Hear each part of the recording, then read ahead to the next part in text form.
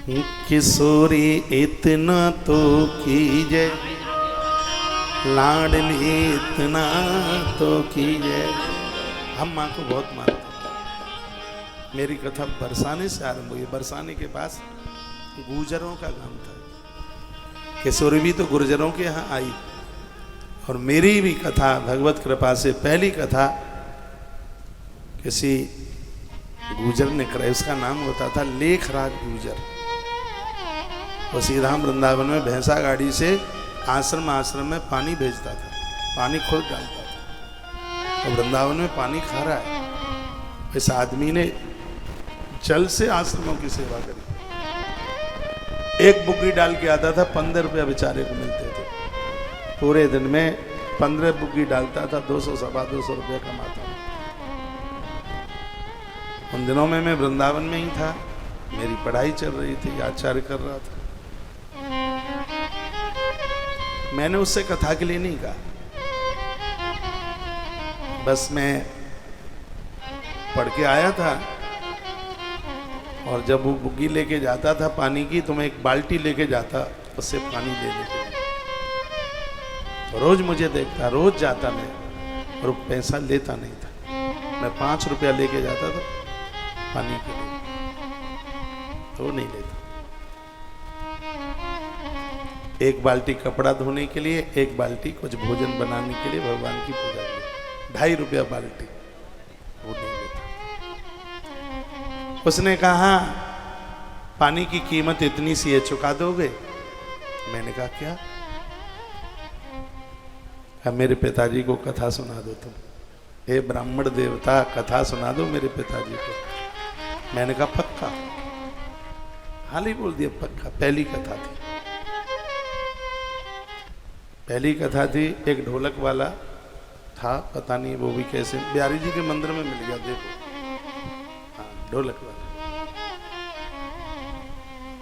ऐसे ही हालचाल क्या करते हो? हमने कहा पढ़ते हैं। ये थोड़ी कहा कि अब पढ़ाई बंद हो गई, पढ़ ही रहे थे। कथा बताएं शुरू। मैंने कहा हाँ, एक कल जाएंगे कथा सुनाने के लिए। राधा रानी को कथा सुना, भारी खुशी थी। उसने कहा मैं भी संग लेकर के चलूं। 700 रुपया दक्षिणा मिली, आज भी मुझे ध्यान है। ये भी ध्यान है, 9 दिन की कथा थी।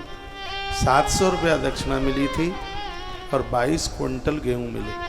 गाँवों में गेहूं मिलते हैं ना ज़्यादा। 200 रुपया तो ढोलक वाले को दिए और 500 रुपया भागवत जी का पाठ करने वाले को दिए। और 22 क्विंटल गेहूं जिस आश्रम में मैं रहता था, वैष्णवी शक्तिपीठ, जो छठीकरा रोड पर है, उस आश्रम को दे दिए। हमारे पास क्या रहा? हमारे पास रही बरसाने वाले की बरसती हुई कृपा। वो 700 रुपए में इतनी खुशी थी, आज 7 लाख में भी नहीं होगी। कथा पहली थी, कुएं पर पानी खींच के नहाना। कुआ था उस गांव में। ऐसा लग रहा है कल की बात, साल 29 हो गई है, लेकिन मेरे लिए ऐसा लग रहा है कल की बात है।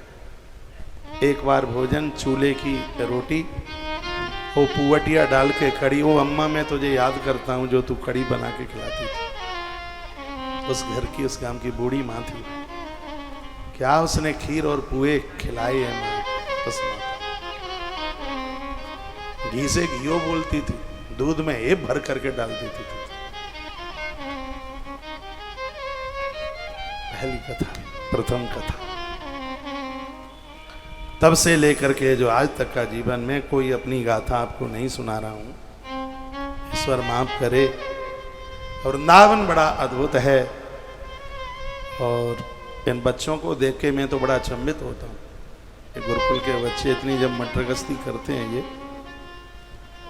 तो मैं अपना बचपना याद करता हूँ। और मुझे लगता है ये व्यवस्थाएं उस समय हमें मिल गई होती तो पता नहीं क्या नहीं कर लेते।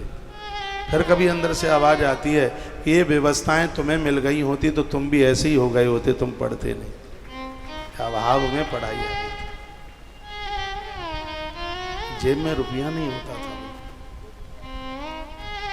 दिन भर परिक्रमा लगाना। कोई किताब बस देखी कि याद हो गई, क्या कमाल की बात।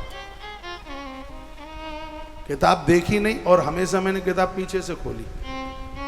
जहाँ किताब बंद होती है वहां से खोलना शुरू किया, क्योंकि लास्ट में उसका सार मिल जाता है। किताब की विषय सूची जरूर पढ़ना। ये सब चीजें कैसे आ गई हैं पता भी नहीं चला। उद्धव गोपी संवाद ऋषि धाम वृंदावन में सुना। विद्यार्थी काल था, बड़ी परेशानियों के साथ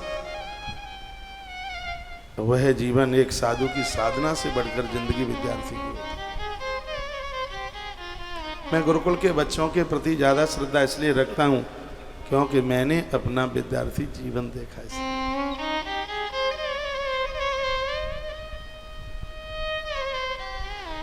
बड़ी कसौटियां सही हैं, बड़े कष्ट सही हैं,